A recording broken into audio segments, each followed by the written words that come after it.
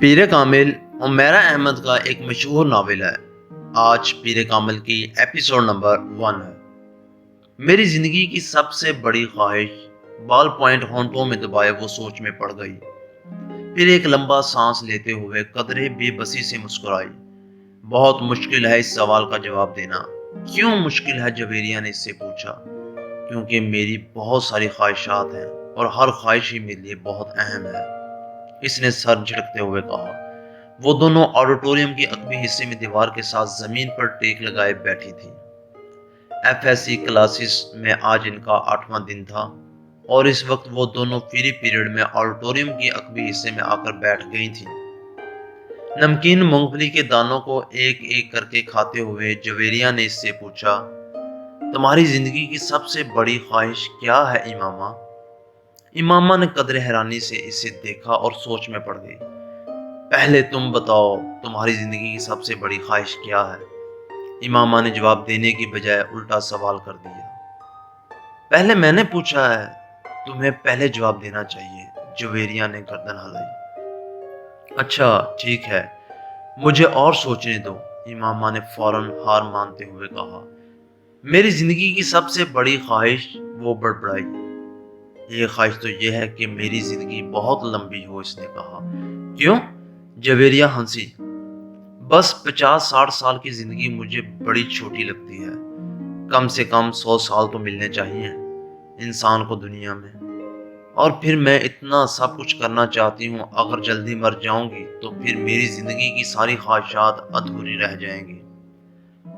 اس نے مونگ پھلی کا ایک دانہ منہ میں ڈالتے ہوئے کہا۔ اچھا، اور؟ جویریہ نے کہا۔ اور یہ کہ میں ملک کی سب سے بڑی ڈاکٹر بننا چاہتی ہوں، سب سے اچھی آئی اسپیشلسٹ۔ میں چاہتی ہوں جب پاکستان میں آئی سرجری کی تاریخ لکھی جائے تو اس میں میرا نام ٹاپ آف دا لسٹ ہو۔ اس نے مسکراتے ہوئے آسمان کو دیکھا۔ اچھا، اور اگر تم ڈاکٹر نہ بن سکی تو؟ جویریہ نے کہا۔ آخر یہ میرٹ اور قسمت کی بات ہے، ایسا ممکن ہی نہیں ہے۔ میں اتنی محنت کر رہی ہوں کہ میرٹ پر ہر صورت آؤں گی۔ پھر میرے والدین کے پاس اتنا پیسہ ہے کہ میں اگر یہاں کسی میڈیکل کالج میں نہ جا سکی تو وہ مجھے بیرون ملک بھجوا دیں گے۔ پھر بھی اگر ایسا نہ ہوا کہ ڈاکٹر نہ بن سکو تو؟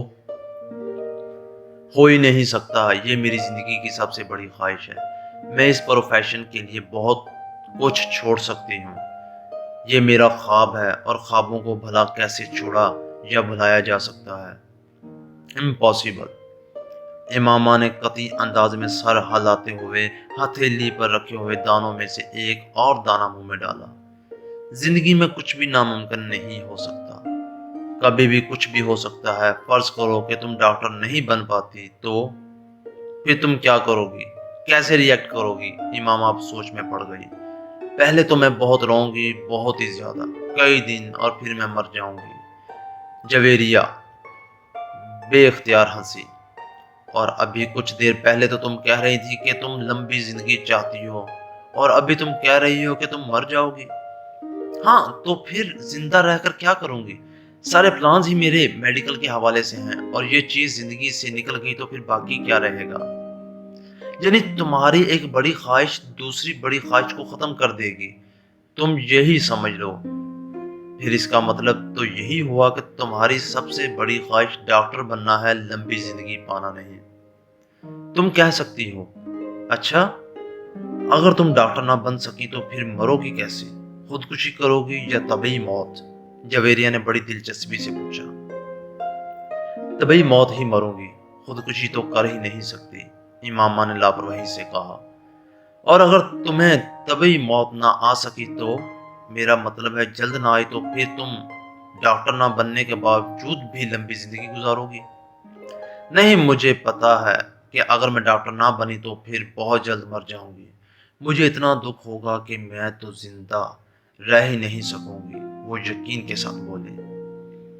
تم جس قدر خوش مزاج ہو، میں کبھی یقین نہیں کر سکتی کہ تم کبھی اتنی دکھی ہو سکتی ہو کہ رو رو کر مر جاؤ، اور وہ بھی صرف اس لیے کہ تم ڈاکٹر نہیں بن سکی۔ لک فنی، جویریہ نے اس بار اس کا مذاق اڑانے والے انداز میں کہا۔ تم اب میری بات چھوڑو، اپنی بات کرو، تمہاری زندگی کی سب سے بڑی خواہش کیا ہے؟ امامہ نے موضوع بدلتے ہوئے کہا۔ رہنے دو۔ کیوں رہنے دوں؟ بتاؤ نا، تمہیں برا لگے گا، جویریہ نے کچھ ہچکچاتے ہوئے کہا۔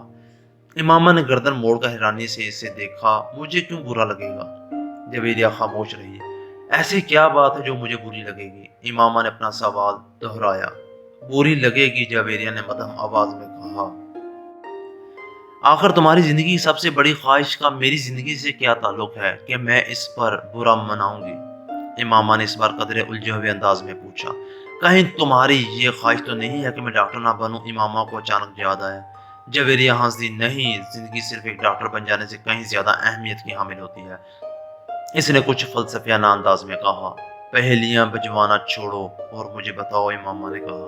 میں وعدہ کرتی ہوں میں برا نہیں مانوں گی، امامہ نے اپنا ہاتھ اس کی طرف بڑھاتے ہوئے کہا۔ وعدے کرنے کے باوجود میری بات سننے پر تم بری طرح ناراض ہوگی، بہتر ہے ہم کچھ اور بات کریں، جویریہ نے کہا۔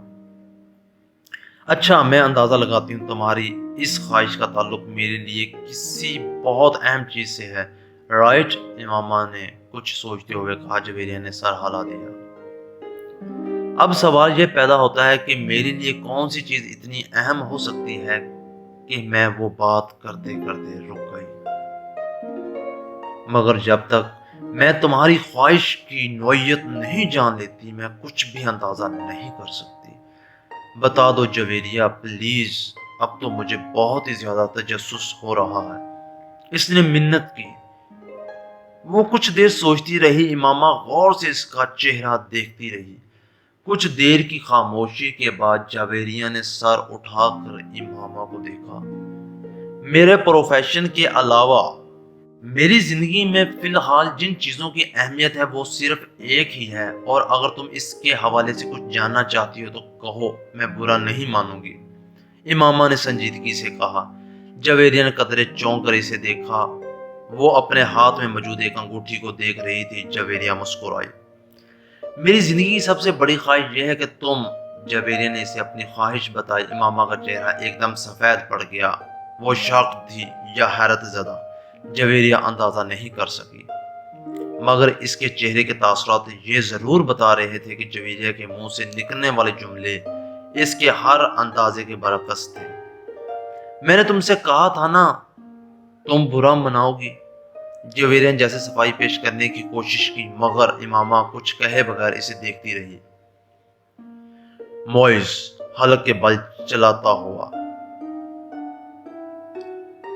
سے دوہرا ہو گیا۔ اس کے دونوں ہاتھ اپنے پیٹ پر تھے۔ اس کے سامنے کھڑے 12 سالہ لڑکے نے اپنی پھٹی ہوئی شرٹ کی آستین سے اپنی ناک سے بہتا ہوا خون صاف کیا اور ہاتھ میں پکڑے ہوئے ٹینس ریکٹ کو ایک بار پھر پوری قوت سے موئز کی ٹانگ پر دے مارا۔ موئز کے حلق سے ایک بار پھر چیخ نکلی اور وہ اس بار سیدھا ہو گیا۔ کچھ بے یقینی کے عالم میں اس نے خود سے 2 سال چھوٹے بھائی کو دیکھا جو اب بغیر کسی لحاظ اور مروت کے اسے اس ریکٹ سے پیٹ رہا تھا جو موئز کچھ دیر پہلے اسے پیٹنے کے لیے لے کر آیا تھا۔ اس ہفتے میں ان دونوں کے درمیان ہونے والا یہ تیسرا جھگڑا تھا اور تینوں بار جھگڑا شروع کرنے والا اس کا چھوٹا بھائی تھا۔ موئز اور اس کے تعلقات ہمیشہ ہی ناخوشگوار رہے تھے۔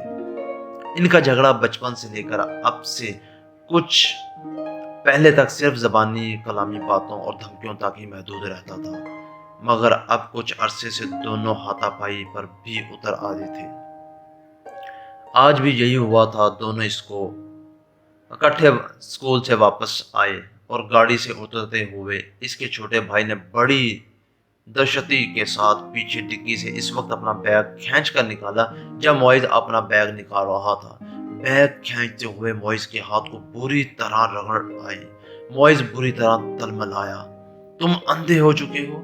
وہ اطمینان سے اپنا بیگ اٹھائے بے نیازی سے اندر جا رہا تھا۔ موئز کے چلانے پر اس نے پلٹ کر اس کو دیکھا اور لاؤنج کا دروازہ کھول کر اندر چلا گیا۔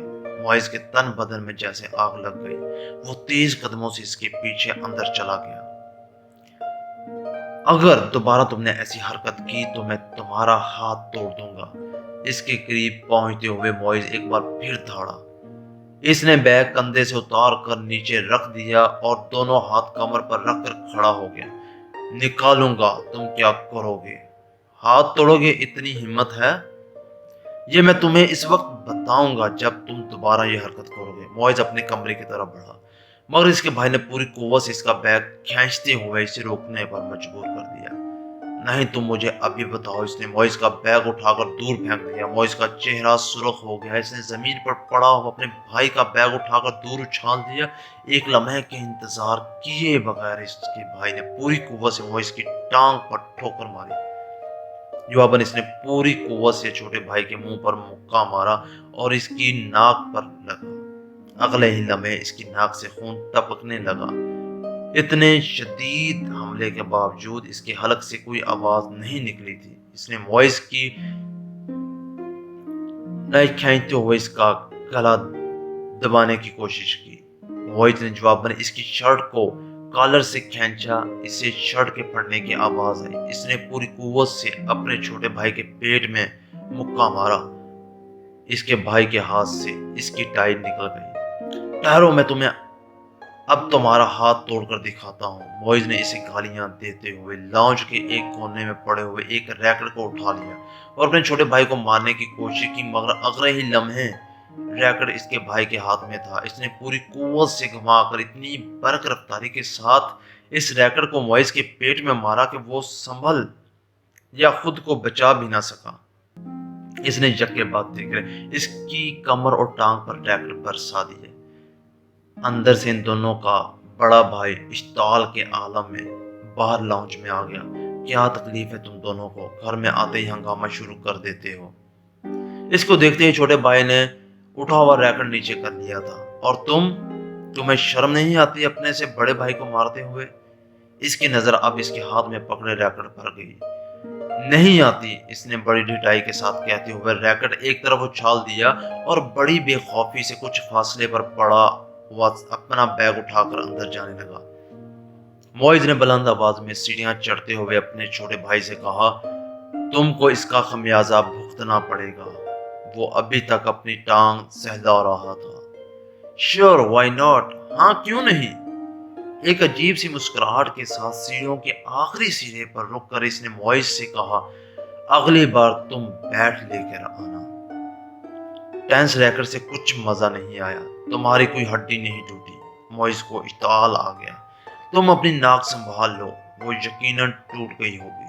معاذ غصے کے عالم میں سیڑھیوں کو دیکھتا رہا جہاں کچھ دیر پہلے وہ کھڑا تھا۔ مسز سمنتھا رچرڈز نے دوسری رو میں کھڑکی کے ساتھ پہلی کرسی پر بیٹھتے ہوئے اس لڑکے کو چوتھی بار گھورا۔ وہ اس وقت بھی بڑی بے نیازی سے کھڑکی سے باہر دیکھنے میں مصروف تھا۔ وقتاً فوقتاً وہ باہر سے نظریں ہٹاتا، ایک نظر مسز سمنتھا کو دیکھتا، اس کے بعد پھر اسی طرح باہر جھانکنے لگا۔ اسلام آباد کے ایک غیر ملکی اسکول میں وہ آج پہلے دن اس کلاس کی بیالوجی پڑھانے کے لیے آئی تھی۔ وہ ایک ڈپلومیٹ کی بیوی تھی۔ وہ کچھ دن پہلے ہی اسلام آباد اپنے شوہر کے ساتھ آئی تھی۔ ٹیچنگ ان کا پروفیشن تھا اور جس ملک میں ان کے شوہر کی پوسٹنگ ہوئی وہ وہاں سفارتخانہ سے منسلک اسکول میں پڑھاتی رہیں۔ اپنے سے پہلے بیالوجی پڑھانے والی ٹیچر مسز میرین کی اسکیم آف ورک کو ہی جاری رکھتے ہوئے انہوں نے کلاس کے ساتھ کچھ ابتدائی تعارف اور گفتگو کے بعد دل اور نظام دوران خون کی ڈائیگرام رائٹنگ بورڈ پر بناتے ہوئے اسے سمجھانا شروع کیا۔ ڈائیگرام کی وضاحت کرتے ہوئے انہوں نے اس لڑکے کو کھڑکی سے باہر جھانکتے ہوئے دیکھا۔ پرانی تکنیک کا استعمال کرتے ہوئے اپنی نظریں اس لڑکے پر مرکوز رکھتے ہوئے انہوں نے اچانک بولنا بند کر دیا۔ کلاس میں یکدم خاموشی چھا گئی۔ اس لڑکے نے سر گھما کر اندر دیکھا۔ مسز سمنتھا رچرڈ سے اس کی نظریں ملی۔ مسز سمنتھا مسکرائیں اور ایک بار پھر انہوں نے اپنا لیکچر شروع کر دیا۔ کچھ دیر تک انہوں نے اسی طرح بولتے ہوئے اپنی نظریں اسی لڑکے پر رکھی جو اب اپنے سامنے پڑی نوٹ بک پر کچھ لکھنے میں مصروف تھا۔ اس کے بعد مسز سمنتھا نے اپنی توجہ کلاس میں موجود دوسرے اسٹوڈنٹس پر مرکوز کر لی۔ ان کا خیال تھا وہ خاصا شرمندہ ہو چکا ہے، دوبارہ باہر نہیں دیکھے گا، مگر صرف 2 منٹ کے بعد انہوں نے اس سے ایک بار پھر کھڑکی سے باہر متوجہ دیکھا۔ وہ ایک بار پھر بولتے بولتے خاموش ہو گئیں۔ بلا توقف اس لڑکے نے گردن موڑ کر پھر ان کی طرف دیکھا۔ اس بار مسز سمتہا مسکرائیں نہیں بلکہ قدرے سنجیدگی سے اسے دیکھتے ہوئے ایک بار پھر لیکچر دینا شروع کر دیا۔ چند لمحے گزرنے کے بعد انہوں نے رائٹنگ بورڈ کو دیکھنے کے بعد دوبارہ اس لڑکے کو دیکھا تو وہ ایک بار پھر کھڑکی سے باہر کچھ دیکھنے میں مصروف تھا۔ اس بار کچھ غیر محسوس طور پر ان کے چہرے پر کچھ ناراضگی نمودار ہوئی اور وہ کچھ جھنجھلاتے ہوئے خاموش ہوئی، اور ان کے خاموش ہوتے ہی اس لڑکے نے کھڑکی کے باہر سے اپنی نظریں ہٹا کے ان کی طرف دیکھا۔ اس بار اس لڑکے کے ماتھے پر بھی کچھ چکنیں تھیں۔ ایک نظر مسز سمتہا کو ناگواری سے دیکھ کر وہ ایک بار پھر کھڑکی سے باہر دیکھنے لگا۔ اس کا اندازہ اس قدر توہین آمیز تھا کہ مسز سمتہا رچرڈز کا چہرہ سرخ ہو گیا۔ سالار تم کیا دیکھ رہے ہو؟ انہوں نے سختی سے پوچھا۔ نتھنگ، یک لفظی جواب آیا۔ وہ اب چکتی ہوئی نظروں سے انہیں دیکھ رہا تھا۔ تمہیں پتا ہے میں کیا پڑھا رہی ہوں؟ ہوپ سو، اس نے اتنے روڈ انداز میں کہا کہ سمتہا رچرڈ نے یکدم ہاتھ میں پکڑا ہوا مارکر کیپ سے بند کر کے ٹیبل پر پھینک دیا۔ یہ بات ہے تو پھر یہاں اور یہ ڈائیگرام بنا کر اس کو لیبل کرو۔ انہوں نے اسفنج کے ساتھ رائٹنگ بورڈ کو صاف کرتے ہوئے کہا۔ یکے بعد دیگر لڑکے کے چہرے پر کئی رنگ آیا۔ انہوں نے کلاس میں بیٹھے ہوئے اسٹوڈنٹس کو آپس میں نظروں کا تبادلہ کرتے دیکھا۔ وہ لڑکا اب سرد نظروں کے ساتھ سمتہا رچرڈز کو دیکھ رہا تھا۔ جیسے ہی انہوں نے رائٹنگ بورڈ سے آخری نشان صاف کیا، وہ اپنی کرسی سے ایک جھٹکے کے ساتھ اٹھا۔ تیز قدموں کے ساتھ اس نے ٹیبل پر پڑا ہوا مارکر اٹھایا اور برق رفتاری کے ساتھ رائٹنگ بورڈ پر ڈائیگرام بنانے لگا۔ پورے 2 منٹ 57 سیکنڈ کے بعد اس نے مارکر پر کیپ لگا کے اسے میز پر اسی انداز میں اچھالا جس انداز میں سمتہا رچرڈز نے اچھالا تھا، اور سمتہا کی طرف دیکھے بغیر اپنی کرسی پر آ کر بیٹھ گیا۔ مسز رچرڈز نے اسے مار کر اچھالتے یا اپنی کرسی کی طرف جاتے نہیں دیکھا۔ وہ بے یقینی کے عالم میں رائٹنگ بورڈ پر 3 منٹ سے بھی کم عرصہ میں بنائے جانے والی اس لیبلڈ ڈائیگرام کو دیکھ رہی تھی جسے بنانے میں انہوں نے 10 منٹ لیے تھے، اور وہ اس کی ڈائیگرام سے زیادہ اچھی تھی۔ وہ کہیں بھی معمولی سی غلطی بھی نہیں ڈھونڈ سکی۔ کچھ خفیف سی ہوتے ہوئے انہوں نے گردن موڑ کے ایک بار پھر اس لڑکے کو دیکھا۔ وہ پھر کھڑکی سے باہر دیکھ رہا تھا۔ وسیم نے تیسری بار دروازے پر دستک دی۔ اس بار اندر سے امامہ کی آواز آئی۔ کون ہے؟ امامہ میں ہوں، دروازہ کھولو۔ وسیم نے دروازے سے اپنا ہاتھ ہٹاتے ہوئے کہا۔ اندر خاموشی چھا گئی۔ کچھ دیر بعد دروازے کا لاک کھلنے کی آواز سنائی دی۔ وسیم نے دروازے کے ہینڈل کو گھما کر دروازہ کھول دیا۔ امامہ اس کی جانب پشت کیے اپنے بیڈ کی طرف بڑھی۔ تمہیں اس وقت کیا کام آن پڑا ہے مجھ سے؟ آخر تم نے اتنی جلدی دروازہ کیوں بند کر لیا تھا؟ ابھی تو 10 بجے ہیں، وسیم کمرے میں داخل ہوتے ہوئے بولا۔ بس نیند آ رہی تھی مجھے۔ وہ بیڈ پر بیٹھ گئی۔ وسیم اس کا چہرہ دیکھ کر چونک گیا۔ تم رو رہی تھی؟ بے اختیار اس کے منہ سے نکلا۔ امامہ کی آنکھیں سرخ اور سوجی ہوئی تھی اور وہ اس سے نظریں چرانے کی کوشش کر رہی تھی۔ نہیں، رو نہیں رہی تھی، بس سر میں کچھ درد ہو رہا تھا۔ امامہ نے مسکرانے کی کوشش کی۔ وسیم نے اس کے پاس بیٹھتے ہوئے اس کا ہاتھ پکڑ کر ٹمپریچر چیک کرنے کی کوشش کی۔ کہیں بخار تو نہیں ہے؟ اس نے کچھ تشویش بھرے انداز میں کہا اور پھر ہاتھ چھوڑ دیا۔ بخار تو نہیں ہے؟ پھر تم کوئی ٹیبلٹ لے لیتی؟ میں لے چکی ہوں۔ اچھا، تم سو جاؤ۔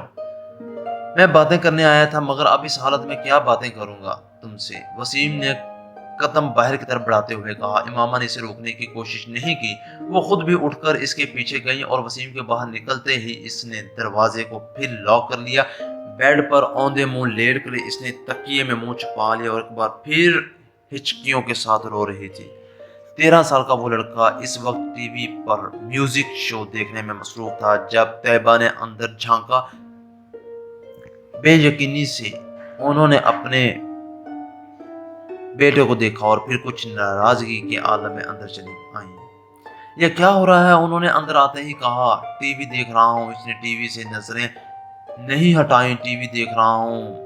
فار گاڈ سیک، تمہیں احساس ہے کہ تمہارے پیپرز ہو رہے ہیں؟ طیبہ نے اس کے سامنے آتے ہوئے کہا۔ So what? اس لڑکے اس بار کچھ خفگی سے کہا۔ सो व्हाट, तुम्हें इस वक्त अपने कमरे में किताबों के दरमियान होना चाहिए, ना कि यहाँ इस बेहुदा शो के सामने। तैयबा ने डांटा, मुझे जितना पढ़ना था मैं पढ़ चुका हूँ, आप सामने से हट जाएं। इसके लहजे में नागवारी आ गई। फिर भी उठो और अंदर जाकर पढ़ो, तैयबा ने इस तरह खड़े खड़े इससे कहा।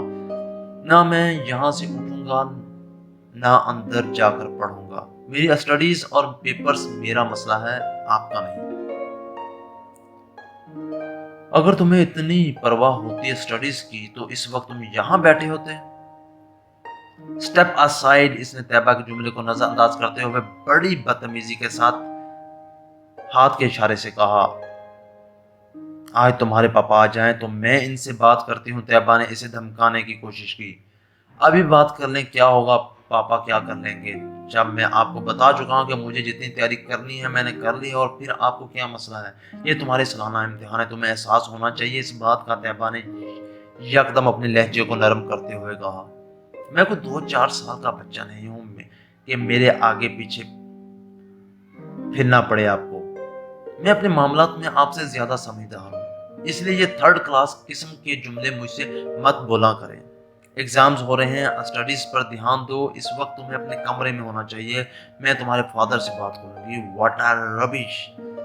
वो बात करते करते गुस्से में सोफे से उठकर खड़ा हो गया। हाथ में पकड़ा हुआ रिमोट इसने पूरी कुव्वत से सामने वाली दीवार पर तेज मारा और पांव पटकता हुआ कमरे से निकल गया। तैयबा कुछ बेबसी और खफत के आलम में इसे कमरे से बाहर निकलता हुआ देखती रही।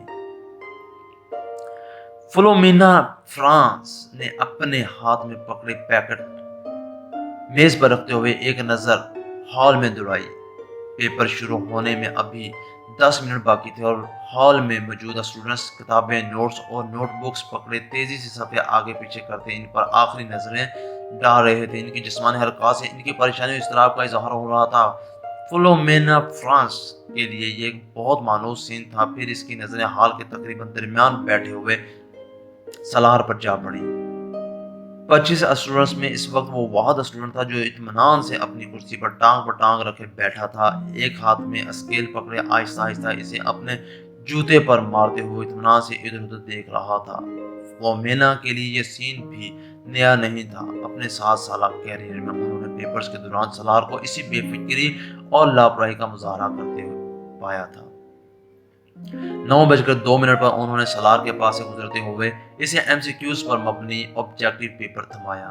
30 मिनट के बाद इसे वो पेपर इनसे लेना था। 9:10 पर उन्होंने सलार को अपनी कुर्सी से खड़ा होते देखा। इसके खड़े होते ही हॉल में इससे पीछे मौजूद तमाम स्टूडेंट्स ने सर उठाकर इसे देखा। वो पेपर हाथ में लिए फिलोमेना फ्रांस की तरफ जा रहा था। फिलोमेना फ्रांस के लिए ये भी नया सीन नहीं था। वो पहले भी यही कुछ देखती आई थी। 30 मिनट में हल किए जाने वाला पेपर वो 8 मिनट में हल करके इनके सर पर आ खड़ा हुआ। पेपर को दोबारा देख लो, उन्होंने ये जुमला इससे नहीं कहा। वो जानती थी इसका जवाब क्या होगा। मैं देख चुका हूँ। वो अगर इसे एक बार फिर पेपर देखने पर मजबूर करती तो वो हमेशा की तरह पेपर्स लेकर जाकर अपनी कुर्सी के हत्थे पर रखकर बाजू सीने पर लपेट कर बैठ जाता है। इन्हें याद नहीं था कभी इसने इनके कहने पर पेपर को दोबारा चेक किया हो, और वो ये तस्लीम करती थी कि इसे इसकी जरूरत भी नहीं थी। इसके पेपर में किसी एक भी गलती को ढूंढना मुश्किल काम था। उन्होंने एक हल्की सी मुस्कुराहट के साथ इसके हाथ से पेपर पकड़ लिया। तुम जानते हो सलार, मेरी जिंदगी की सबसे बड़ी तमन्ना क्या है? उन्होंने पेपर पर नजर डालते हुए कहा कि मैं तुम्हें 30 मिनट का पेपर 30 मिनट के बाद सबमिट करवाते हुए देखूं। वो इनकी बात पर खफीफ से अंदाज में मुस्कुराया। आपकी ये ख्वाहिश इस सूरत पूरी हो सकती है मैम, अगर मैं ये पेपर 150 साल की उम्र में हल करने बैठूं। इन्हें मेरा ख्याल है 150 साल की उम्र में तुम ये पेपर 10 मिनट में करोगे। इस बार वो हंसा और वापस मुड़ गया। फिलोमेना फ्रांस ने एक नजर इसके पेपर के सफ़ात को उलट पलट कर देखा। एक सरसी सी नजर भी इन्हें यह बताने के लिए काफी थी कि वो इस पेपर में कितने नंबर कमवाएगा। 0। सलमा ने अपनी बेटी के हाथों में गिफ्ट पेपर में लिपटे हुए पैकेट को हैरानी से देखा। यह क्या है मामा? तुम तो मार्केट गई थी, शायद कुछ किताबें लेनी थी तुम्हें। ہاں امی، مجھے کتابیں ہی لینی تھی، مگر کسی کو تحفے میں دینے کے لیے۔ کس کو تحفہ دینا ہے؟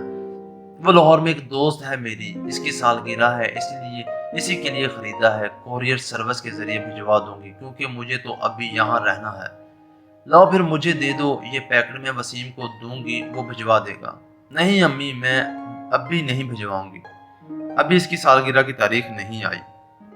سلمان کو لگا جیسے وہ یکدم گھبرا گئی ہو۔ انہیں حیرانی ہوئی، کیا یہ گھبرانے والی بات تھی؟ 3 سال پہلے امامہ کی وجہ سے انہیں بہت زیادہ پریشانی کا سامنا کرنا پڑا تھا، انہیں اور ان کے شوہر ہاشم کو۔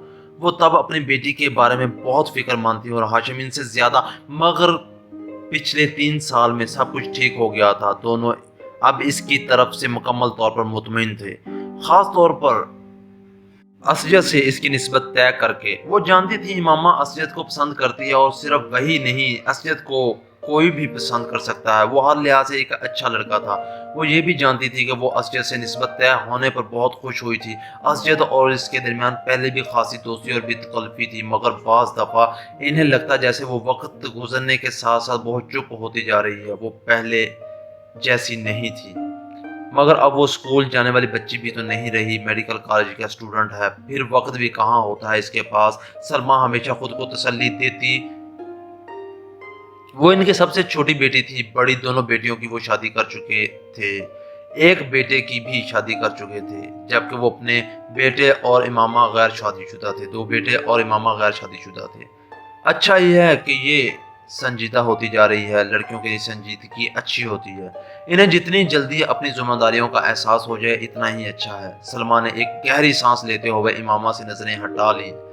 وہ چھٹیوں میں گھر آئی ہوئی تھی، اور جتنے دن وہ یہاں رہتی ان کی نظریں اسی پر مرکوز رہتی۔ پتہ نہیں یہ ساجد کہاں رہ گیا، جو بھی کام اس کے ذمہ لگاؤ بس بھول ہی جاؤ۔ انہیں اچانک اپنے ملازم کا خیال آیا، اس کے پیچھے وہ لاؤنج میں آئی تھی، بڑبڑاتے ہوئے وہ لاؤنج سے نکل گئی۔ یہ نیو ایئر نائٹ تھی، نیا سال شروع ہونے میں 30 منٹ باقی تھے۔ 10 لڑکوں پر مشتمل 14-15 سال کے لڑکوں کا وہ گروپ پیچھے 2 گھنٹے سے اپنے اپنے موٹر سائیکلز پر شہر کی مختلف سڑکوں پر اپنے کرتب دکھانے میں مصروف تھا۔ ان میں سے چند نے اپنے ماتھے پر چمکدار بینڈز باندھے ہوئے تھے، جن پر نئے سال کے حوالے سے مختلف پیغامات درج تھے۔ وہ لوگ 1 گھنٹہ پہلے پوش علاقے کی بڑی سپر مارکیٹ میں موجود تھے، اور وہاں وہ مختلف لڑکوں پر آوازیں کستے رہے تھے۔ اپنی بائکس پر سوار آپ مختلف چکر لگا رہے تھے۔ ان کے پاس فائر ریکرز موجود تھے، جنہیں وہ وقتاً فوقتاً چلا رہے تھے۔ 11:15 پر وہ جم خانہ کے باہر موجود تھے، جہاں پارکنگ لاٹ گاڑیوں سے بھر چکا تھا۔ یہ گاڑیاں ان لوگوں کی تھی جو جم خانے میں نئے سال کے سلسلے میں ہونے والی ایک پارٹی میں آئے تھے۔ ان لڑکوں کے پاس بھی اس پارٹی کے دعوتی کارڈ موجود تھے، کیونکہ ان میں سے تقریباً تمام کے والدین جم خانہ کے ممبر تھے۔ وہ لڑکے اندر پہنچے تو 11:55 ہو رہے تھے۔ چند منٹوں بعد ڈانس فلور سمیت تمام جگہوں کی لائٹس آف ہو جانی تھی، اور اس کے بعد باہر لان میں آتش بازی کے ایک مظاہرے کے ساتھ نیا سال شروع ہونے پر لائٹس آن ہونی تھی، اور اس کے بعد تقریباً تمام رات وہاں رقص کے ساتھ ساتھ شراب پی جاتی، جس کا اہتمام نئے سال کی اس تقریب کے لیے جم خانہ کی انتظامیہ خاص طور پر کرتی تھی۔ لائٹس آف ہوتے ہی وہاں ایک طوفان بدتمیزی کا آغاز ہو جاتا تھا، اور وہاں موجود لوگ اسی طوفان بدتمیزی کے لیے وہاں آئے تھے۔ 15 سالہ وہ لڑکا بھی 10 لڑکوں کے اس گروپ کے ساتھ آنے کے بعد اس وقت ڈانس فلور پر راک بیٹ پر ڈانس کر رہا تھا۔ ڈانس میں اس کی مہارت قابل دید تھی۔ 12 بجنے میں 10 سیکنڈ رہ جانے پر لائٹس آف ہو گئیں، اور ٹھیک 12 بجے لائٹس یکدم دوبارہ آن کر دی گئیں۔ اندھیرے کے بعد سیکنڈز گننے والوں کی آوازیں اب شور اور خوشی کے قہقہوں اور چیخوں میں بدل گئی تھی۔ چند سیکنڈز پہلے تھم جانے والا میوزک ایک بار پھر بجایا جانے لگا۔ وہ لڑکا اب اپنے دوستوں کے ساتھ باہر پارکنگ میں آ گیا، جہاں بہت سے لڑکے اپنی اپنی گاڑیوں کے ہارن بجا رہے تھے۔ انہی لڑکوں کے ساتھ بیئر کے کین پکڑے وہ وہاں موجود ایک گاڑی کی چھت پر بیٹھ گیا۔ اس لڑکے نے گاڑی کی چھت پر کھڑے کھڑے اپنی جیکٹ کی جیب سے بیئر کا ایک بھرا ہوا کین نکالا، اور پوری قوت سے کچھ فاصلے پر کھڑی ایک گاڑی کے ونڈو سکرین پر دے مارا۔ ایک دھماکے کے ساتھ گاڑی کی ونڈو سکرین چور چور ہوگی۔ وہ لڑکا اطمینان کے ساتھ اپنے بائیں ہاتھ میں پکڑا کین پیتا رہا۔ وہ پیچھے آدھے گھنٹے سے کامران کو ویڈیو گیم کھیلتے ہوئے دیکھ رہا تھا۔ اسکرین پر موجود اسکور میں کوئی خاص اضافہ نہیں ہو رہا تھا، شاید اس کی وجہ سے وہ مشکل ٹریک تھا جس پر کامران کو گاڑی ڈرائیو کرنی تھی۔ سالار لاؤنج کے صوفوں میں سے ایک صوفے پر بیٹھا اپنی نوٹ بک پر کچھ لکھنے میں مصروف تھا، مگر وقتاً فوقتاً نظر اٹھا کر ٹی وی اسکرین کو بھی دیکھ رہا تھا جہاں کامران اپنی جدوجہد میں مصروف تھا۔ ٹھیک آدھ گھنٹے بعد اس نے نوٹ بک بند کر کے سامنے پڑی میز پر رکھ دی، پھر منہ پر ہاتھ رکھ کر جماہی روکی، دونوں ٹانگیں سامنے پڑی میز پر رکھ کر اور دونوں ہاتھوں کی انگلیاں سر کے پیچھے باندھے وہ کچھ دیر اسکرین کو دیکھتا رہا جہاں کامران اپنے تمام چانسز ضائع کرنے کے بعد ایک بار پھر نیا گیم کھیلنے کی تیاری کر رہا تھا۔ کیا پرابلم ہے کامران؟ سالار نے کامران کو مخاطب کیا۔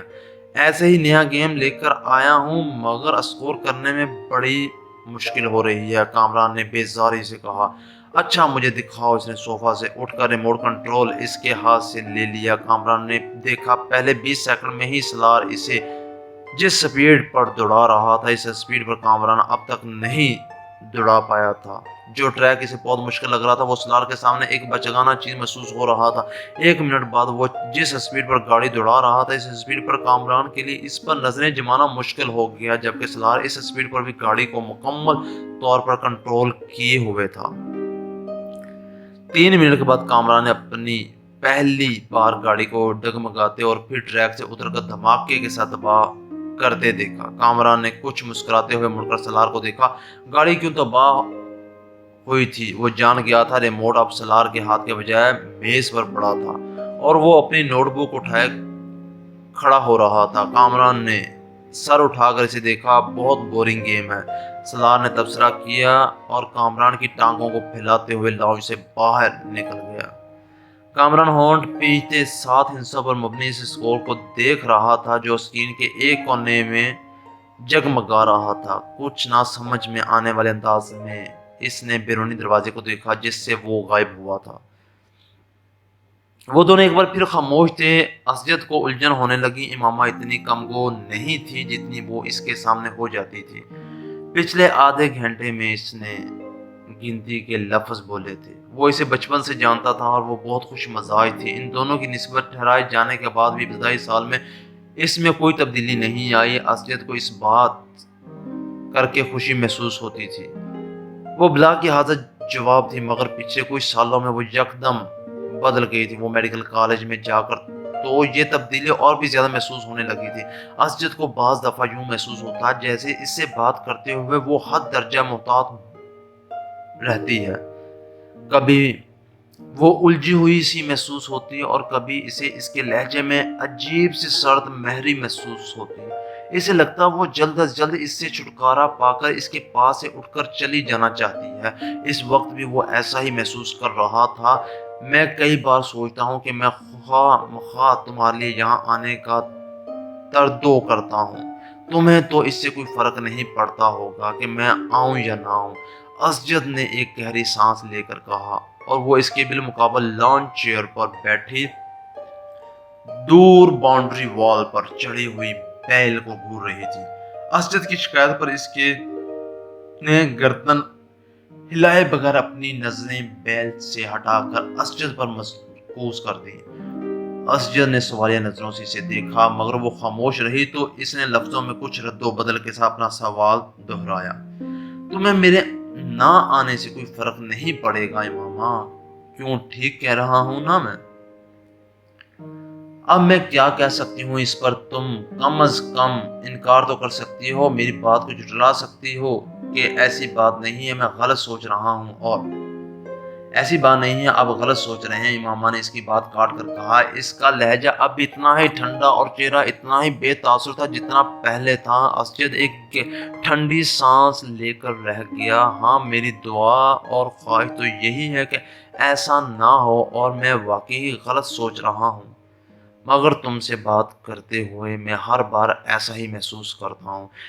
کس بات سے آپ ایسا محسوس کرتے ہیں؟ اس بار پہلی بار اسجد کو اس کی آواز میں کچھ ناراضی झलकती हुई महसूस हुई। बहुत सी बातों से तुम मेरी किसी बात का ढंग से जवाब ही नहीं देती, हालांकि मैं आपकी हर बात का ढंग से जवाब देने की भरपूर कोशिश करती हूँ। हालांकि अब अगर आपको मेरे जवाब पसंद ना आए तो मैं क्या कर सकती हूँ। असलियत को इस बार बात करते हुए वो कुछ मजीद खफा महसूस हुई।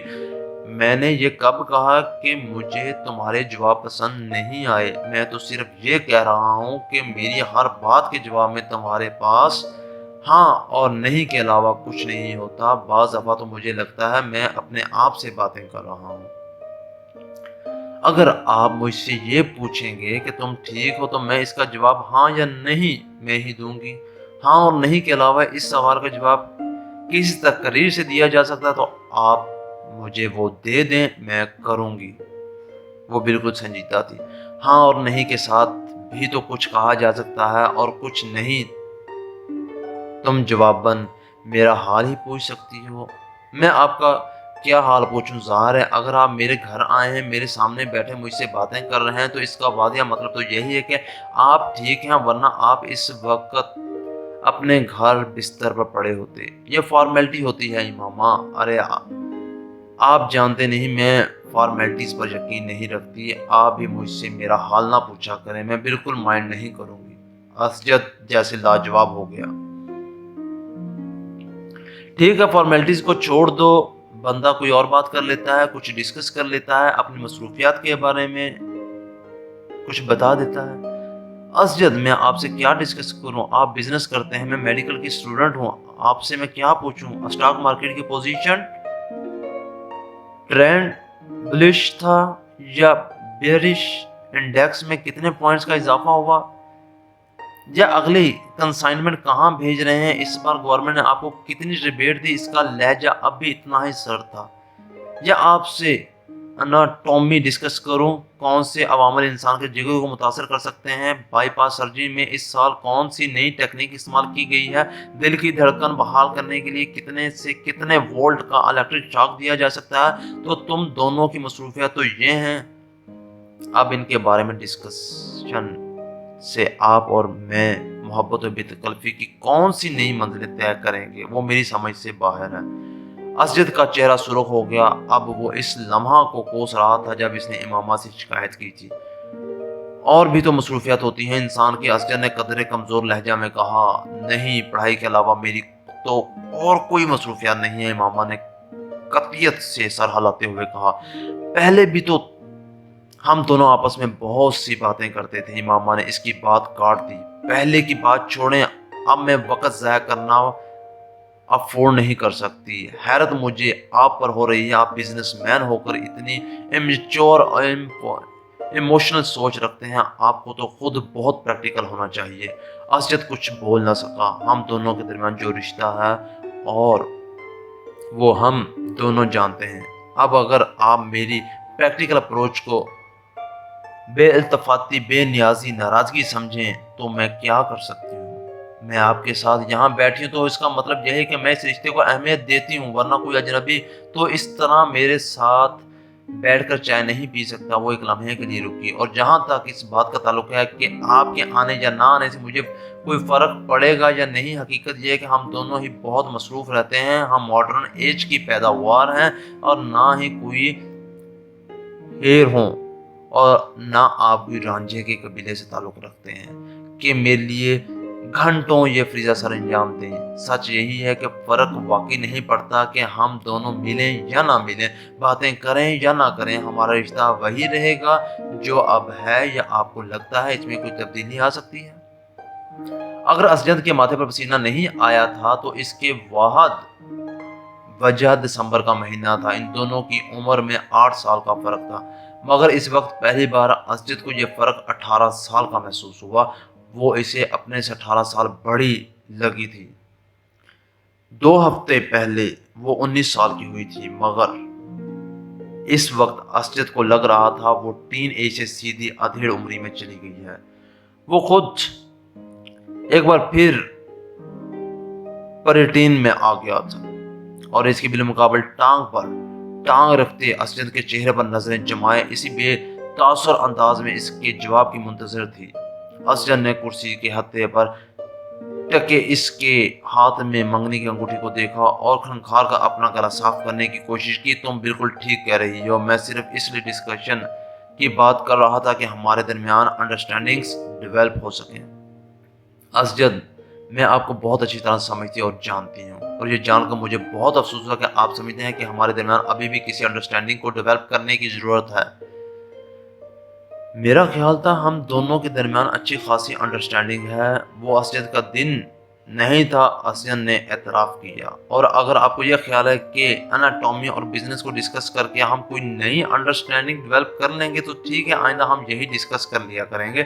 امامہ کے لہجے میں لاپرواہی کا عنصر واضح تھا۔ تم کو میری بات بری لگی ہے؟ بالکل بھی نہیں، میں کیوں برا مناؤں گی؟ اس کے لہجے میں موجود حیرت کے عنصر نے اسجد کو مزید شرمندہ کیا۔ شاید میں نے غلط بات کی ہے، شاید نہیں، یقیناً، اس نے تینوں لفظوں پر باری باری زور دیتے ہوئے کہا۔ تم جانتی ہو میرے نزدیک یہ رشتہ کتنی اہمیت کا حامل ہے؟ میرے بہت سے خواب ہیں اس رشتے کے حوالے سے، تمہارے حوالے سے۔ اسجد نے ایک گہرا سانس لے کر کہا۔ امامہ بے تاثر چہرے کے ساتھ اسی بیل کو دیکھ رہی تھی۔ شاید اس لیے میں ضرورت سے زیادہ احساس ہو جاتا ہوں۔ مجھے اس رشتے کے حوالے سے کوئی خوف نہیں ہے، میں جانتا ہوں یہ رشتہ ہم دونوں کی مرضی سے ہوا ہے۔ اور اس کے چہرے پر نظریں جمائے بڑے جذب سے کہہ رہا تھا، اور یکدم ہی اسے ایک بار پھر یہ احساس ہونے لگا جیسے وہ وہاں موجود نہیں تھی، اس کی بات نہیں سن رہی تھی۔ اسجد کو لگا وہ ایک بار پھر خود سے باتیں کر رہا تھا۔ ایک بڑی کوٹھی کے عقب میں موجود انیکسی سے میوزک کی آواز باہر لان تک آ رہی تھی۔ باہر موجود کوئی بھی شخص انیکسی کے اندر موجود لوگوں کی قوت برداشت پر حیرانی کا اظہار کر سکتا تھا، لیکن وہ انیکسی کے اندر موجود لوگوں کی حالت دیکھ لیتا تو وہ اس حیران کن قوت برداشت کی وجہ جان جاتا۔ انیکسی کے اندر موجود 6 لڑکے جس حالت میں تھے، اس حالت میں اس سے زیادہ تیز اور بلند میوزک بھی ان پر اثر انداز نہ ہو سکتا تھا، اور جہاں تک 7ویں لڑکے کا تعلق تھا تو وہ ایسی کسی چیز سے متاثر نہیں ہوتا تھا۔ انیکسی کا وہ کمرہ اس وقت دھوئیں کے مرغولوں اور عجیب قسم کی بو سے بھرا ہوا تھا۔ قالین پر ایک مشہور ریسٹورنٹ سے لائے گئے کھانے کے کھلے ہوئے ڈبے اور ڈسپوزیبل پلیٹیں، چمچے بھی پڑے تھے۔ قالین پر کھانے پینے کی بچی کچی چیزیں اور ہڈیاں بھی ادھر ادھر پھینکی گئی تھیں۔ سافٹ ڈرنک کی پلاسٹک کی بوتلیں بھی ادھر ادھر لڑک رہی تھیں۔ کیچپ کی بوتلوں سے نکلنے والی کیچپ قالین کو کچھ اور بدنما بنا رہی تھی۔ وہ 7 لڑکے اسی قالین پر ایک دوسرے سے کچھ فاصلے پر براجمان تھے۔ ان کے سامنے قالین پر بیئر کے خالی کینز کا ایک ڈھیر بھی لگا ہوا تھا، اور تفریح کا یہ سلسلہ وہیں تک نہیں رکا تھا۔ اس وقت وہ ان ڈرگز کو استعمال کرنے میں مصروف تھے جن کا انتظام ان میں سے ایک نے کیا تھا۔ پچھلے 2 ماہ میں وہ تیسری بار اس ایڈونچر کے لیے اکٹھے ہوئے تھے، اور ان 3 مواقع پر وہ 4 مختلف قسم کی ڈرگز استعمال کر چکے تھے۔ پہلی بار انہوں نے وہ ڈرگ استعمال کی تھی جو ان میں سے ایک کو اپنے باپ کے دراز سے ملی تھی۔ دوسری بار انہوں نے جو ڈرگ استعمال کی تھی وہ انہوں نے اپنے ایک اسکول فیلو کے توسط سے اسلام آباد کے ایک کلب سے خریدی تھی، اور اس بار جو ڈرگ استعمال کر رہے تھے وہ انہوں نے ٹرپ پر راولپنڈی کی ایک مارکیٹ میں ایک افغان سے خریدی تھی۔ تینوں مواقع پر انہوں نے ان ڈرگز کے ساتھ الکحل کا استعمال کیا تھا جن کا حصول ان کے لیے مشکل نہیں تھا۔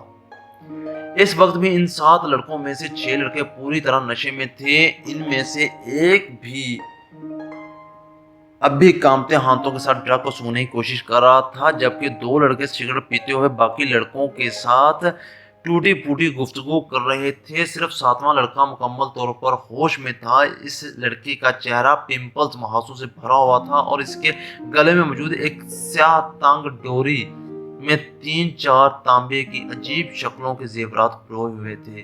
ایلوس پریسلی اسٹائل کی کالرز والی ایک چیکر ڈاک بلو شرٹ کے ساتھ ایک بےہودہ سی سرمئی جینز پہنے ہوئے تھا جس کے دونوں گھٹنوں پر میڈونا کا چہرہ پینٹ کیا گیا تھا۔ اس نے آنکھیں کھول کر اپنی دائیں طرف موجود لڑکوں پر ایک اچنبھتی نظر ڈالی۔ اس کی آنکھیں سرخ ہو رہی تھی، مگر اس سرخی کے باوجود وہ ایسا کوئی تاثر نہیں دے رہی تھی کہ وہ باقی لڑکوں کی طرح مکمل طور پر نشے کی گرفت میں تھا۔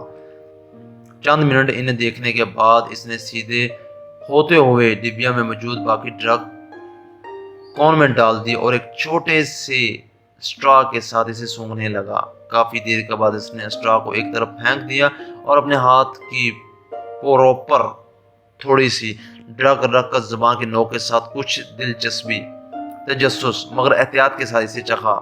دوسرے لمحے اس نے برق رفتاری کے ساتھ اپنے بائیں جانب تھوکا۔ ڈرگ یقیناً بہت اچھی کوالٹی کی تھی۔ اس کی آنکھیں اب پہلے سے زیادہ سرخ ہو رہی تھیں مگر ابھی بھی وہ اپنے ہوش و حواس میں تھا۔ اس کے چہرے کے تاثرات سے اندازہ ہو رہا تھا کہ وہ اپنی سرگرمی سے کچھ زیادہ محظوظ نہیں ہوا۔ ایک دو منٹ کے بعد اس نے اپنے پاس قالین پر پڑے ہوئے بیئر کے کین سے چند گھونٹ لیتے ہوئے ڈرگ کے ذائقے کو صاف کرنے کی کوشش کی۔ کین رکھنے کے بعد وہ چند منٹ تک کون میں موجود ڈرگ کو دیکھتا رہا۔ دوسرے 6 لڑکے اس وقت تک نشے میں بری طرح دھت کارپٹ پر اوندھے سیدھے پڑے تھے مگر وہ اب بھی اسی طرح بیٹھا تھا۔ کین میں موجود بیئر کے گھونٹ لیتے ہوئے وہ پر سوچ انداز میں ان سب کو دیکھتا رہا۔ اس کی آنکھیں اب مترم ہو رہی تھیں مگر ان میں موجود چمک بتا رہی تھی کہ وہ ابھی بھی مکمل طور پر نشے میں نہیں ہے۔ یہ اس کے ساتھ تیسری بار ہوا تھا۔ پہلی 2 بار ڈرگ استعمال کرنے کے بعد وہ اسی طرح بیٹھا رہا تھا جبکہ اس کے دوست بہت جلد نشے میں دھت ہوئے تھے۔ رات کے پچھلے پہر وہ ان لوگوں کو اسی حالت میں چھوڑ کر خود گھر آ گیا تھا۔ آج بھی وہ یہی کرنا چاہتا تھا۔ کمرے کے اندر موجود ڈرگ کی بو سے اب پہلی بار وہ الجھنے لگا۔ اس نے کھڑا ہونے کی کوشش کی اور وہ لڑکھڑایا۔ اپنی لڑکھڑاہٹ پر قابو پاتے ہوئے وہ سیدھا کھڑا ہو گیا۔ نیچے جھک کر اس نے کارپٹس کی رنگ والیٹ اور کریڈٹ کارڈ اٹھائے۔ پھر آگے بڑھ کر اس نے اسٹیریو کو بند کر دیا۔ اپنی محترم اور سرخ آنکھوں سے اس نے کمرے میں ایک نظر دوڑائی یوں جیسے وہ کچھ چیز یاد کرنے کی کوشش کر رہا ہو۔ پھر وہ کمرے کے دروازے کی طرف بڑھ گیا۔ ایک بار پھر نیچے بیٹھ کر اس نے جاگرز پہنے اور ان کے تسموں کو ٹخنوں کے گرد لپیٹ کر گرہ باندھی۔ پھر دروازے کا لاک کھول کر وہ باہر نکل گیا۔ روشنی سے یکدم وہ کوریڈور کی تاریکی میں آ گیا تھا۔ اندھیرے میں اپنا راستہ ڈھونڈتے ہوئے وہ انیکسی کے بیرونی دروازے کو کھولتا ہوا باہر لان میں آ گیا۔ انیکسی کی سیڑھیاں اترتے ہوئے اسے اپنی ناک سے کوئی چیز بہتی محسوس ہوئی۔ بایاں ہاتھ اٹھا کر اس نے اپنے اوپری ہونٹ پر رکھا۔ اس کی انگلیاں چپچپانے لگی تھی۔ اس نے ہاتھ اٹھاتے ہوئے اپنی انگلیوں کو انیکسی کی بیرونی لائٹ کی روشنی میں دیکھا۔ اس کی پوروں پر خون کے قطرے لگے ہوئے تھے۔ اس نے اپنی ٹراؤزر کی جیب ٹٹولتے ہوئے اندر سے ایک رومال برآمد کیا اور اپنی پوروں پر لگا ہوا خون صاف کیا۔ اس کے بعد اسی رومال کے ساتھ اس نے اپنے ناک سے چمکنے والا خون صاف کیا۔ اسے اپنے حلق میں کوئی چیز چبھتی ہوئی محسوس ہوئی۔ اس نے کھنکار کا اپنا گلا صاف کرنے کی کوشش کی۔ اسے اب اپنے سینے میں بھی گھٹن کا احساس ہونے لگا۔ چند گہرے سانس لے کر اس نے اس گھٹن کو کم کرنے کی کوشش کی۔ وہیں کھڑے کھڑے اس نے 2-3 بار نیچے تھوکا اور ایک بار پھر سیڑھیاں اترنے کے لیے قدم بڑھایا۔ وہ یکدم ٹھٹک گیا۔ اس کے ناک میں عجیب سی سنسناہٹ ہوئی۔ پھر یکدم کوئی چیز پوری قوت سے بہنے لگی۔ وہ بے اختیار کمر کے بال جھک گیا۔ ایک دھار کی صورت میں اس کی ناک سے نکلنے والا خون سیڑھیوں پر گرنے لگا تھا۔ ماربل پر پھسلتا ہوا خون۔ وہ اسے دیکھتا رہا۔ گولف کلب میں تقریباً تقسیم انعامات منعقد کی جا رہی تھی۔ 16 سالہ سالار سکندر بھی انڈر 16 کی کیٹیگری میں 7 انڈر پر کے اسکور کے ساتھ پہلی پوزیشن کی ٹرافی وصول کرنے کے لیے موجود تھا۔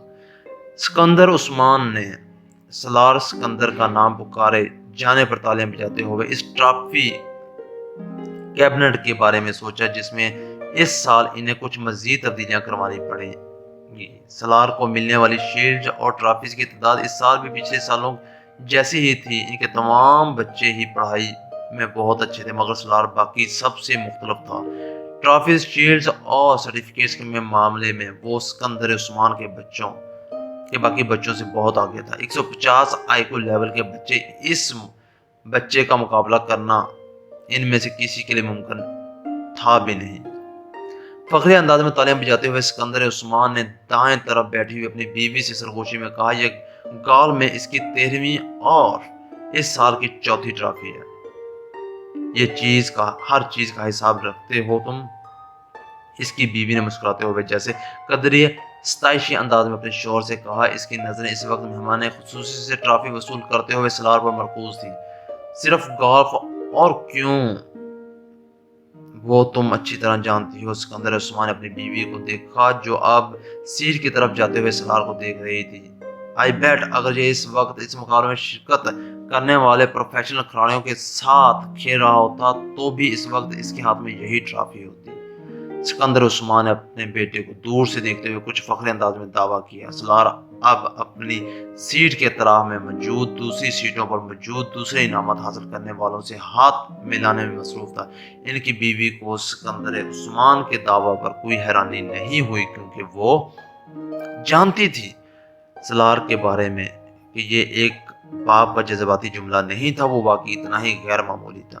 इसे 2 हफ्ते पहले अपने भाई ज़ुबैर के साथ इसी गोल्फ कोर्स पर 18 होल पर खेला जाने वाला गोल्फ का मैच याद आया। रफ में इत्तफाकन गिर जाने वाली एक बॉल को वो जिस सफाई और महारत के साथ वापस ग्रीन पर लाया था, इसने ज़ुबैर को महवे हैरत कर दिया और पहली बार सलार के साथ गोल्फ खेल रहा था। मुझे यकीन नहीं आ रहा 18वें होल के इख्तिताम तक किसी को भी ये याद नहीं था कि इसने ये जुमला कितनी बार बोला था।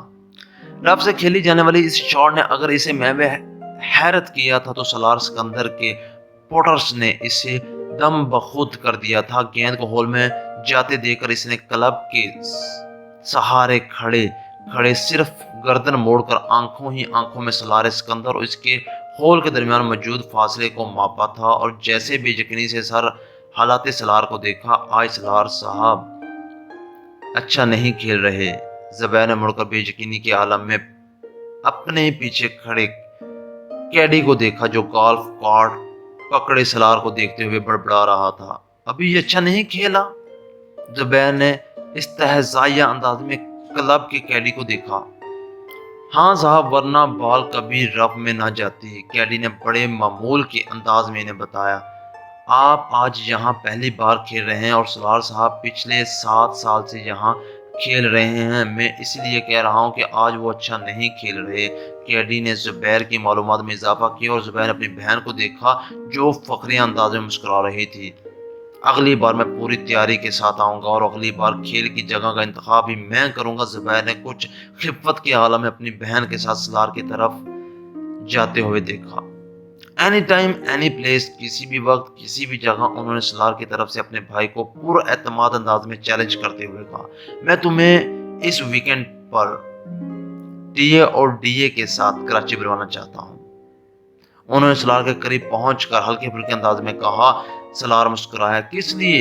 मेरे बिहार पर तुम्हें कराची चैम्बर्स ऑफ कॉमर्स के सदर के साथ एक मैच खेलना है। मैं इस बार इलेक्शंस में इससे बाहर हूँ। अगर वो किसी से गोल्फ का मैच हार गया तो इसे हार्ट अटैक हो जाएगा और वो भी एक बच्चे के हाथों। So let's settle the scores. वो अपने भाई की बात पर हंसी थी मगर सलार के माथे पर चंद बल नमूदार हो गए थे। बच्चा, इसने इनके जुमले में मौजूद वाद काबिल तरगास लफ्ज पर जोर देते हुए इसे दोहराया। मेरा ख्याल है अंकल, मुझे कल आपके साथ 18 होल्स का एक और गेम करना पड़ेगा। असजन दरवाजा खोलकर अपनी माँ के कमरे में दाखिल हुआ। अम्मी, आपसे एक जरूरी बात करनी है। हाँ कहो, क्या बात है? असजन सोफे पर बैठ गया। आप हाजिम अंकल की तरफ नहीं गई?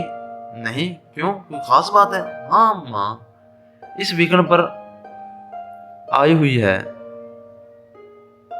इमामा भी आई हुई है। अच्छा, आज शाम को चलेंगे। तुम गए थे वहाँ? शकीला ने मुस्कुराते हुए कहा। हाँ मैं गया था। कैसी है वो? इस बार तो खासे अरसे के बाद आई है। शकीला को याद है। हाँ, 2 माह के बाद।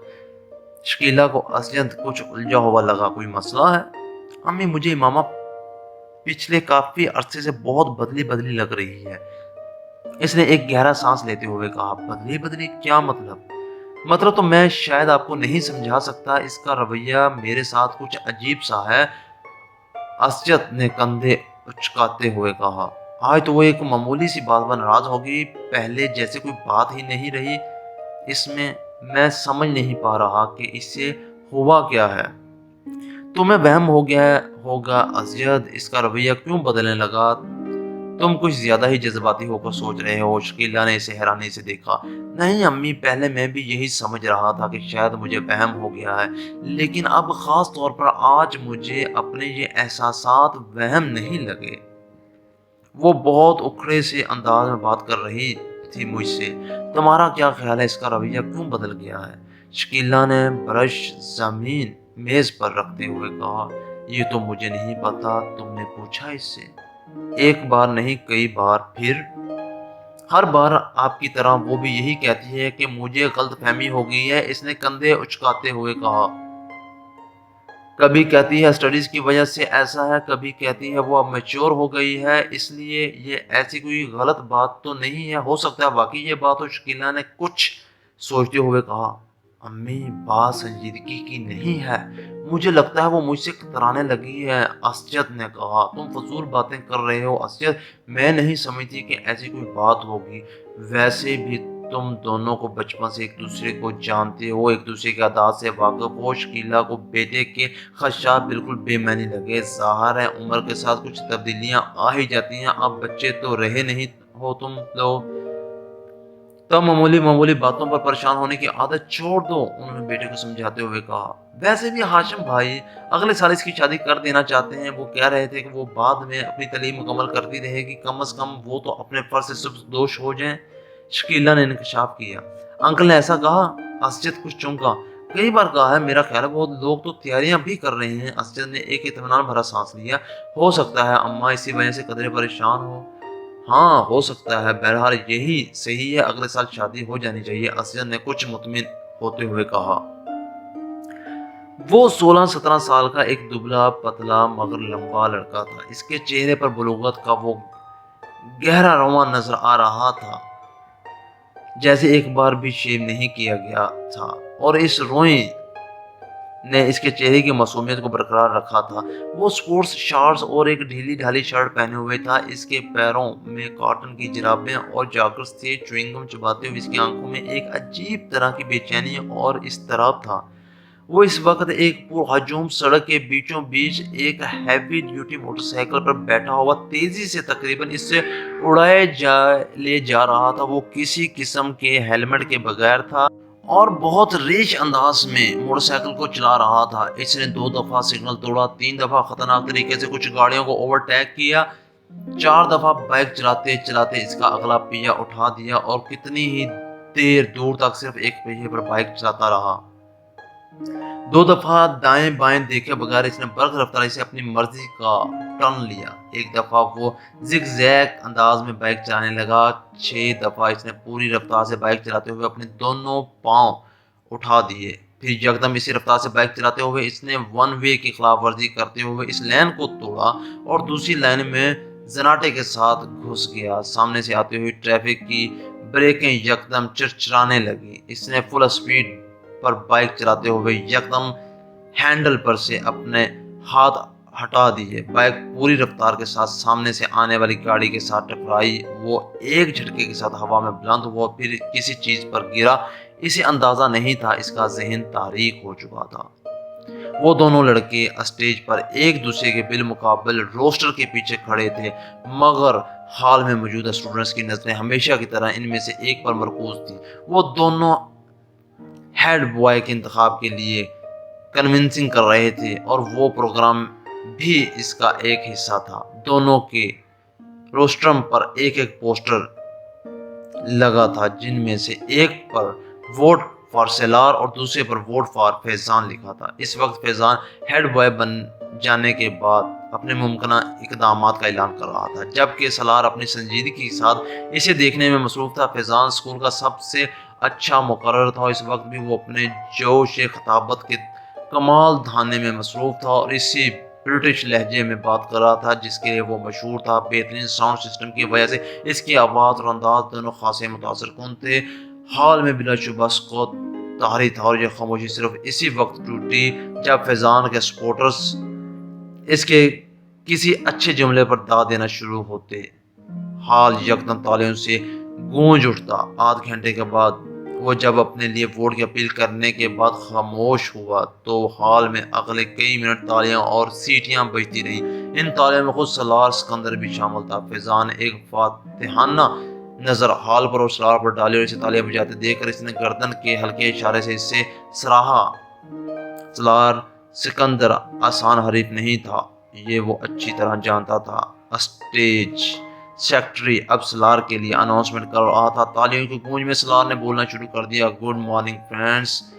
وہ یک لہجہ ٹھہراؤ، فیضان اکبر ایک مقرر کے طور پر یقیناً ہمارے اسکول کا اساتذہ ہیں، میں یا دوسرا کوئی بھی ان کے مقابلے میں کسی اسٹیج پر کھڑا نہیں ہو سکتا۔ وہ ایک لمحہ کے لیے رکا، اس نے فیضان کے چہرے کو دیکھا جس پر ایک فخریہ مسکراہٹ ابھر رہی تھی، مگر سالار کے جملے کے باقی حصے نے اگلے لمحے اس مسکراہٹ کو غائب کر دیا۔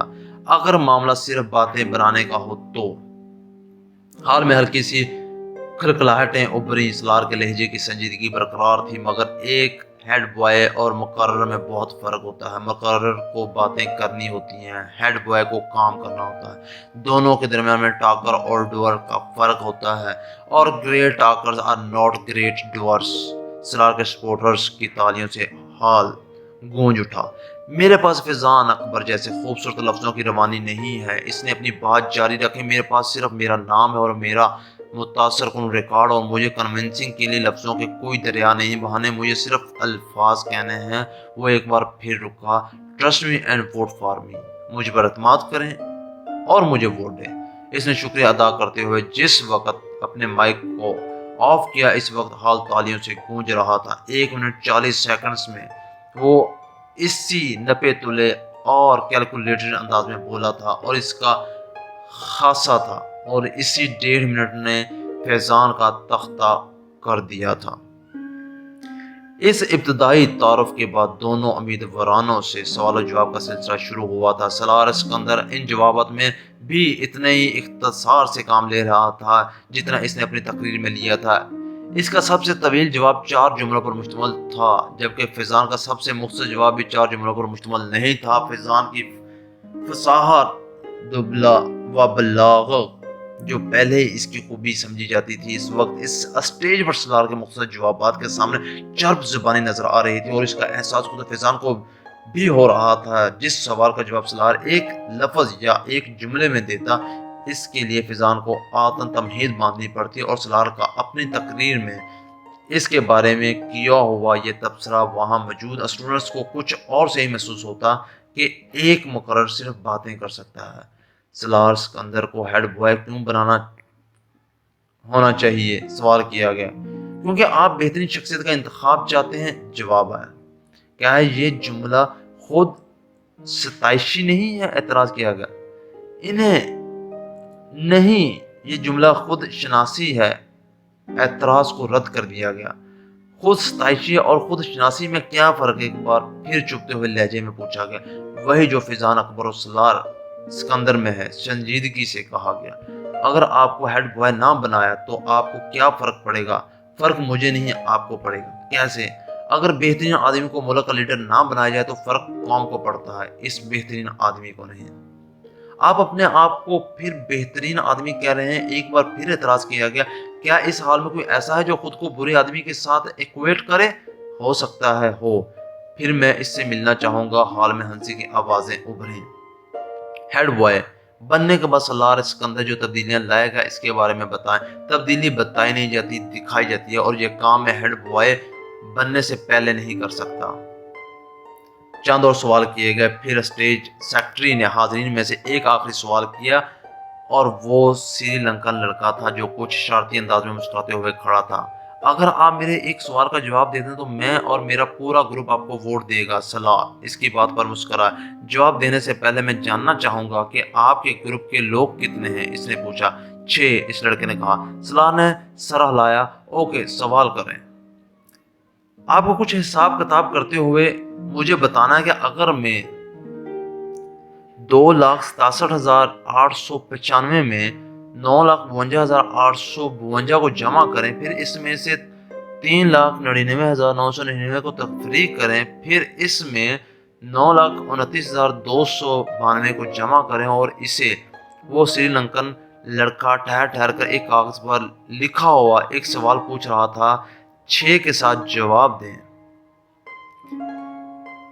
اس کے بعد 6 کے ساتھ ضرب دیں، پھر اسے 2 کے ساتھ تقسیم کریں اور جواب میں 4,92,359 کو جمع کر دیں تو کیا جواب آئے گا؟ وہ لڑکا اپنی بات مکمل نہ کر سکا۔